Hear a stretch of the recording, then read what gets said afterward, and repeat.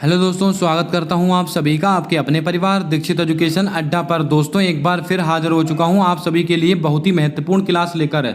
आज हो चुका है 7 अगस्त और आपकी एसएससी सीएचएसएल की पहली शिफ्ट की परीक्षा में जो सवाल पूछे गए वो सारे सवाल आज हम इस क्लास के अंदर डिस्कस करने वाले हैं। अगर आपका भविष्य में एग्जाम है तो इस क्लास को देखकर जाएगा, बहुत ही महत्वपूर्ण जानकारी देने वाला हूँ आज की क्लास के अंदर। अब एसएससी कैसे सवाल पूछ रहा है ये बात आपको पता होनी चाहिए। आइए शुरू करते हैं आज की क्लास, देखते हैं अपने सारे महत्वपूर्ण सवाल है। हमसे पहला सवाल पूछा गया कि टोक्यो ओलंपिक 2020 में रजत पदक किसने जीता था। बहुत ही पुराना करंट अफेयर आपसे पूछा जा रहा है। दोस्तों टोक्यो ओलंपिक 2020 में रजत पदक किसके द्वारा जीता गया? पीवी सिंधु के द्वारा, मीराबाई चानू के द्वारा, लवलीना बोरगोहन के द्वारा, रवि कुमार दहिया के द्वारा। दोस्तों आपको पूरी जानकारी देने वाला हूं इस सवाल की, आपको याद होगा। दोस्तों टोक्यो ओलंपिक 2020 इसके अंदर दोस्तों भारत ने कुल कितने पदक जीते थे? भारत ने कुल 7 पदक जीते थे। कितने? 7 पदक जीते थे, जिसके अंदर पहला गोल्ड मेडल किसने जीता था? नीरज चोपड़ा ने। 2 सिल्वर मेडल जीते गए थे, यानी कि रजत पदक। दोस्तों आपको दोनों नाम याद करके रखने हैं। नंबर 1 पीवी सिंधु, सॉरी माफ कीजिएगा, मीराबाई चानू, इन्होंने क्या जीता था? Silver medal. सिल्वर मेडल दोस्तों मीराबाई चानू ने सिल्वर मेडल जीता था और रवि कुमार दहिया ने सिल्वर मेडल जीता था। अगर आपके ऑप्शन में मीराबाई चानू दे के रखा था तो मीराबाई चानू आपका सही जवाब हो जाएगा। अगर रवि कुमार दहिया दे के रखा था तो रवि कुमार दहिया आपका राइट आंसर हो जाएगा। इन 2 लोगों ने दोस्तों सिल्वर मेडल जीते थे, ये बात आपको नोट करनी है। ये पीवी सिंधु हो गई, लवलीना बोरगोहन हो गए, इन सब ने दोस्तों क्या जीता था? ब्रॉन्ज मेडल जीते थे। ये बात आप नोट करें, कमेंट करके बताएं आपके ऑप्शन में मीराबाई चानू दे के रखा था या रवि कुमार दहिया दे के रखा था। आइए चलते हैं अपने अगले क्वेश्चन की ओर। हमसे अगला क्वेश्चन पूछा गया कि डीपीएसपी कहाँ से लिए गए हैं। हमने कल भी डिस्कस किया था, परसों भी डिस्कस किया था। दोस्तों डीपीएसपी ये दोस्तों कहाँ से लिए गए? ये दोस्तों आयरलैंड से लिए गए हैं। कहाँ से? डीपीएसपी दोस्तों आयरलैंड से दिए गए। यहाँ पर एक ऑप्शन आप आयरलैंड कर लेंगे, आयरलैंड। डीपीएसपी कहाँ से लिए गए? आयरलैंड से लिए गए। तो आपका ऑप्शन नंबर डी बिल्कुल सही जवाब हो जाएगा, इसको आप ध्यान में रखेंगे। आपको दोस्तों मैंने बताया था ऑस्ट्रेलिया से दोस्तों क्या लिया गया है? तो आपको याद होगा समवर्ती सूची की अवधारणा कहाँ से ली गई है? ऑस्ट्रेलिया से। दक्षिण अफ्रीका, यहाँ से क्या लिया गया?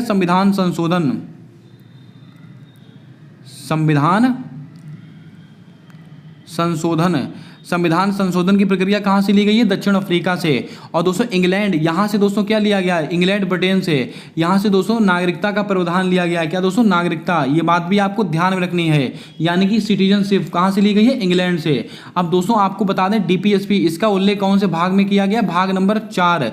अब आप कमेंट करके बताएं मौलिक अधिकार है, ये दोस्तों अमेरिका से लिए गए, लेकिन इसका उल्लेख कौन से भाग में किया गया? इसका जवाब आपको कमेंट कर बताना है। चलिए बढ़ते हैं अपने नेक्स्ट क्वेश्चन की ओर। हमारा नेक्स्ट क्वेश्चन पूछा गया था कि किस राज्य ने 2020 में ऑनलाइन गेमिंग पर प्रतिबंध लगाया था? आंध्र प्रदेश, महाराष्ट्र, केरल या हरियाणा? तो आपका राइट आंसर हो जाएगा आंध्र प्रदेश, आपका सही जवाब होगा। इसको आप ध्यान में रखें। दोस्तों आंध्र प्रदेश 2020 में ऑनलाइन गेमिंग पर प्रतिबंध लगाया था, इसको आपको थोड़ा याद रखना है। अब दोस्तों कुछ महत्वपूर्ण फैक्ट मैं आपको यहां से और नोट कराता हूं, जैसे कि महाराष्ट्र दोस्तों आपको याद होगा काला घोड़ा कला महोत्सव, काला घोड़ा कला कला महोत्सव, इसका आयोजन कहाँ पर होता है? महाराष्ट्र के अंदर होता है, इसको आप ध्यान में रखें। केरल में दोस्तों कौन सा मंदिर स्थित है? सबरीमाला मंदिर दोस्तों कहाँ पर स्थित है? केरल में। और दोस्तों केरल में कौन सा फेस्टिवल मनाते हैं? मकर विलक्कू त्योहार। ये बात आपको ध्यान में रखनी है। चलिए बढ़ते हैं अगले क्वेश्चन की ओर। दोस्तों यहाँ पर हरियाणा देके रखा है। दोस्तों आपको याद होगा राखीगढ़ी हरियाणा। यहाँ पर दोस्तों क्या बना? हड़प्पा सभ्यता का सबसे बड़ा संग्रहालय। हड़प्पा सभ्यता का सबसे बड़ा संग्रहालय दोस्तों कहाँ पर बना है? राखीगढ़ी हरियाणा में। ये बात थोड़ा आप याद रखें, आपकी परीक्षाओं में पूछे गए सवाल हैं। आइए चलते हैं नेक्स्ट क्वेश्चन की ओर। एक सवाल ऐसा भी पूछा गया था कि किस ओडिसी नृत्यक को पद्मश्री प्राप्त हुआ था? कमेंट करके बताएं कि ये सवाल आपकी परीक्षा में आया था कि नहीं आया था। गुरु मायाधर राउत को मिला है, सोनल मान सिंह को मिला है, केलुचरण महापात्र को मिला है, संयुक्ता पर्णहारी को मिला है। दोस्तों आपकी जानकारी के लिए बता दें ये चारों नाम ओडिसी नृत्य से संबंधित हैं। अब दोस्तों कंफ्यूजन ये बना हुआ है कि दोस्तों ये पद्मश्री पूछा गया था कि पद्म विभूषण पूछा गया था। अगर दोस्तों आपसे पद्मश्री पुरस्कार पूछा गया होगा तो आपके ऑप्शन में गुरु मायाधर राउत ये दे के रखा होगा तो ये आपका राइट आंसर हो जाएगा। अगर पद्म विभूषण पूछा गया होगा तो दोस्तों आपके ऑप्शन में सोनल मान सिंह दिया हुआ तो आपका आंसर ये हो जाएगा। अब आपको कमेंट करके बताना है कि आपसे पद्म श्री पूछा गया था कि पद्म विभूषण पूछा गया था। इसका कंफर्मेशन आप कमेंट बॉक्स के माध्यम से करने वाले हैं। लेकिन आपको याद रखना है उड़ीसी नृत्य से संबंधित कौन कौन है, गुरु मायाधर राउत, सोनल मान सिंह, केलूचरण महापात्र, संयुक्ता पर्णहारी, इन तीनों नामों को आपको याद रखना है। चलिए बढ़ते हैं नेक्स्ट क्वेश्चन की ओर। हमारा नेक्स्ट क्वेश्चन पूछा गया कि किस राज्य को खेल में उत्कृष्ट कार्य करने के लिए अवार्ड मिला है। तो दोस्तों आपको याद रखना है ये हरियाणा ऐसा राज्य है जिसको खेल जगत में कार्य करने के लिए उत्कृष्ट सम्मान दिया गया था। आपका ऑप्शन नंबर बी बिल्कुल राइट आंसर होगा, इसको आप ध्यान में रखें। अब दोस्तों आपको कुछ महत्वपूर्ण फैक्ट मैं आपको यहां से और बताता हूं। मध्य प्रदेश, दोस्तों आपको याद होगा मध्य प्रदेश का एक जिला है बुरहानपुर। दोस्तों ये क्या है, मध्य प्रदेश का एक जिला है। अगर आपसे क्वेश्चन पूछा जाता है कि भारत का पहला हर घर जल वाला प्रमाणन जिला कौन सा है, बुरहानपुर मध्य प्रदेश। खेलो इंडिया यूथ गेम इसका आयोजन दोस्तों कहाँ हुआ था, मध्य प्रदेश में। और मध्य प्रदेश के कितने शहरों में हुआ है, 8 शहरों में हुआ है। पहले स्थान पे दोस्तों कौन रहा था, हरियाणा, दूसरे स्थान पे महाराष्ट्र, तीसरे स्थान पे मध्य प्रदेश। ये रैंकिंग भी आपको याद रखनी है, आपसे पूछा जा सकता है सवाल। उत्तर प्रदेश आपको याद रखना रानीपुर, अगर आपसे सवाल में पूछ रहे रानीपुर वन्य जीव अभ्यारण्य दोस्तों कहाँ पर स्थित है, उत्तर प्रदेश में स्थित है। भारत का 53वां वन्य जीव अभ्यारण्य है, इसको आप ध्यान में रखें। आइए चलते हैं नेक्स्ट क्वेश्चन की ओर।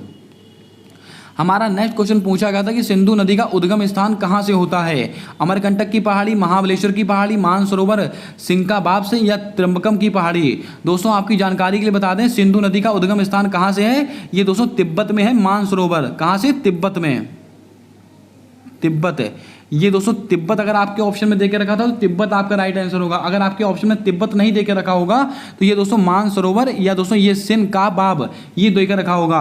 दोस्तों आपकी जानकारी के लिए बता दें सिंधु नदी इसका उद्गम स्थान तिब्बत के मानसरोवर में स्थित सिनकाबाब एक जलधारा है वहां से होती है, इसको आप ध्यान में रखेंगे। अच्छा सवाल है। अब दोस्तों अमरकंटक की पहाड़ी आपको याद होगा नर्मदा नदी, अगर आपसे क्वेश्चन में पूछ लिया जाए नर्मदा नदी का उद्गम स्थान कौन सा है, अमरकंटक की पहाड़ी। अगर आपसे क्वेश्चन में पूछा जाए महाबलेश्वर की पहाड़ी, कृष्णा नदी का दोस्तों अगर आपसे पूछा जाए कि इसका उद्गम स्थान कौन सा है, महाबलेश्वर की पहाड़ी। दोस्तों त्र्यंबक की पहाड़ी यहाँ पर गोदावरी नदी, अगर आपसे पूछा जाए कि गोदावरी नदी का उद्गम स्थान कहाँ से, त्र्यंबक की पहाड़ी। ये कुछ महत्वपूर्ण उद्गम स्थान है, इनको आप ध्यान में रखें, परीक्षा में पूछे गए सवाल हैं। कावेरी नदी आपको याद होगा, कावेरी नदी, इसमें दोस्तों आपको याद होगा कोडागू, ये दोस्तों कोडागू जिले से निकलती है कावेरी नदी। ये बात आपको ध्यान में रखनी है। अगर आप क्लास को पहली बार देख रहे हो तो क्लास को लाइक कर दें, चैनल पर नए हो तो चैनल को सब्सक्राइब कर बेल वाला आइकन ध्यान से दबा लें ताकि आने वाली क्लासेस के अपडेट्स आप तक आसानी से पहुंचते रहें। और क्लास के अंत में बहुत ही महत्वपूर्ण इन्फॉर्मेशन देने वाला हूं आपकी परीक्षा के लिए कि आपकी परीक्षा में कैसे सवाल आप पूछे जा रहे हैं। इस इन्फॉर्मेशन को आप सुनकर जाइएगा, आपको बहुत ज़्यादा फायदा मिलने वाला है। दोस्तों अगला क्वेश्चन हमसे पूछा गया है कि हिंदू शाही वंश की राजधानी किसे कहते हैं, हुंद को कहते हैं, वज्जी को कहते हैं, पांड्य को कहते हैं, इनमें से कोई नहीं। तो आपका राइट आंसर हो जाएगा हुंद, आपके ऑप्शन में देके रखा था, यही आपका राइट आंसर होगा, इसको आप ध्यान में रखेंगे। दोस्तों वज्जी किसकी राजधानी थी, वैशाली की। किसकी राजधानी थी दोस्तों, वज्जी वैशाली की राजधानी थी, इसको आप ध्यान में रखें। अब दोस्तों वैशाली की बात आई तो दोस्तों आपको याद आ रहा होगा बौद्ध संगतियां, ये दोस्तों पहली बौद्ध संगति, दूसरी बौद्ध संगति, तीसरी और चौथी। अगर आपसे पूछा जाए पहली बौद्ध संगति दोस्तों कहाँ हुई थी तो आपको नाम याद रखना राजगृह, पहली बौद्ध संगति हुई थी राजगृह। दूसरी वाली कहाँ पर हुई थी, वैशाली में, कहाँ पर हुई थी, वैशाली में। और तीसरी वाली पाटलिपुत्र, तीसरी वाली बौद्ध संगति। और चौथी वाली कहाँ पर हुई थी, कुंडलवन कश्मीर में हुई थी। अब दोस्तों किसके किसके समय हुई थी ये भी आपको थोड़ा याद रखना है। राजगृह ये किसके समय हुई थी, अजातशत्रु के समय। वैशाली ये दोस्तों काला अशोक के समय। पाटलिपुत्र ये अशोक के समय। और कुंडलवन कश्मीर ये कनिष्क के समय। ये सब बातें आपको ध्यान में रखनी है। चलिए बढ़ते हैं नेक्स्ट क्वेश्चन की ओर। हमारा दोस्तों नेक्स्ट क्वेश्चन पूछा गया था कि सल्फर का इलेक्ट्रॉनिक विन्यास कितना है। एक सवाल ये पूछा गया था, इसका आंसर आपको कमेंट करके बताना है। और एक सवाल ऐसे पूछा गया था कि विधि का शासन कहाँ से लिया गया है। आई थिंक इसका आंसर ब्रिटेन होने वाला है, इसका भी आप कन्फर्मेशन कमेंट बॉक्स के माध्यम से करने वाले हैं। और एक क्वेश्चन दोस्तों और लिख लीजिएगा, एक क्वेश्चन और पूछा गया था मणिपुर। दोस्तों मणिपुर का कोई शास्त्रीय नृत्य था वो आपसे, सॉरी दोस्तों, मणिपुर का कोई दोस्तों लोक नृत्य था वो आपसे पूछा गया था। ये मणिपुर का कोई फेस्टिवल या लोक नृत्य, इनमें से दोस्तों कोई एक चीज मणिपुर से आपसे पूछी गई थी, उसका दोस्तों कन्फर्मेशन नहीं हो पाया है। और दोस्तों एक सवाल आपको और लिखना है, कोई पंचवर्षीय योजना से एक सवाल आया था। कौन सा? पंचवर्षीय योजना से एक सवाल आया था। आई थिंक सवाल ये था कि किस पंचवर्षीय योजना में दोस्तों सामाजिक मुद्दों पर ध्यान दिया गया है। कुछ इस टाइप का सवाल आपसे पूछा गया है पंचवर्षीय योजना से। दोस्तों अब आपके लिए बहुत ही महत्वपूर्ण जानकारी देने वाला हूं एसएससी सीएचएसएल के एग्जाम को लेकर।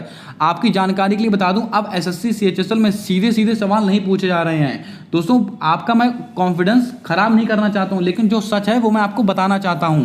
आपकी परीक्षा में अब सीधे क्वेश्चन नहीं आ रहे हैं। उन क्वेश्चन को दोस्तों स्टेटमेंट के रूप में आपसे पूछा जा रहा है, यानी कि दोस्तों आपसे सीधा नहीं पूछेंगे कि उड़ीसी नृत्य का संबंध किससे है। आपसे सवाल पूछा जा रहा है कि उड़ीसी नृत्य जो संबंधित है उनको कौन से वर्ष में कौन सा सम्मान मिला है। ये दोस्तों सवाल थोड़े बहुत पेचीदी टाइप के आपसे पूछे जा रहे हैं अब शिफ्टों के अंदर। तो दोस्तों आपको अपनी तैयारी थोड़ी और मजबूत करके जानी है। यहाँ पर मैं दोस्तों आपका कॉन्फिडेंस नहीं खराब कर रहा हूँ, आपको जो रियलिटी है वो मैं बता रहा हूँ कि आपकी परीक्षा में कैसे सवाल आपसे पूछे जा रहे हैं। पंचवर्षीय योजना आप पढ़कर जाएं। बिल्कुल दोस्तों जितनी भी पंचवर्षीय योजनाएं हैं उनको आप अच्छे से देख कर जाएं, आपकी परीक्षा में सवाल बन रहे हैं। और दोस्तों जो भी महत्वपूर्ण वाद्य यंत्र हैं और उनसे संबंधित जो वादक हैं उनको कौन सा पुरस्कार किस वर्ष मिला है, ये चीज़ें आपको पढ़कर जानी है। इसके अलावा जो भी शास्त्रीय नृत्य हैं उनसे संबंधित जो नृतक हैं उनको दोस्तों कौन सा पुरस्कार किस वर्ष मिला है, ये चीज़ें भी आपको पढ़कर जानी है। ये कुछ सवाल हैं जो आपकी परीक्षाओं में डेली पूछे जा रहे हैं। और दोस्तों संविधान के जो सवाल हैं आपसे वो थोड़ा दोस्तों डीप करके पूछ रहा है, इस बात को आप ध्यान में रखें। आज की शिफ्टों में दोस्तों इतने ही सवाल मिल पाए हैं, सवाल बहुत लेंदी पूछे गए, इसीलिए बच्चे उसका सही से एक्सप्लेनेशन नहीं कर पा रहे हैं, उसको सही से बता नहीं पा रहे हैं। मिलते हैं आने वाली अगली क्लास के अंदर एक दोस्तों नए सारे क्वेश्चंस के साथ। जितना भी क्वेश्चन आज पता लगेगा उसका दोस्तों इकट्ठी एक क्लास में शाम को बनाने वाला हूं। उसकी आपकी दूसरी शिफ्ट, तीसरी शिफ्ट, चौथी शिफ्ट जो भी सवाल आपसे पूछे जाएंगे उसकी एक बड़ी क्लास मैं शाम को अपलोड कर दूंगा, जितने भी दोस्तों क्वेश्चन हमको मिल पाएंगे। अगर आपको इसका पीडीएफ चाहिए तो आप हमारे टेलीग्राम चैनल को ज्वाइन कर सकते हैं। उसका लिंक मैंने कम्युनिटी पोस्ट में पोस्ट करके रखा हुआ है, वहां पर जाइए और उसको ज्वाइन कर लीजिए। डेली की पीडीएफ मैं वहां पर अपलोड कर देता हूं। मिलते हैं आने वाली अगली क्लास के अंदर, तब तक के लिए जय हिंद, जय भारत। दोस्तों अपना सपोर्ट, अपना प्रेम हमारे यूट्यूब चैनल के साथ हमेशा यूं ही बनाकर रखिएगा।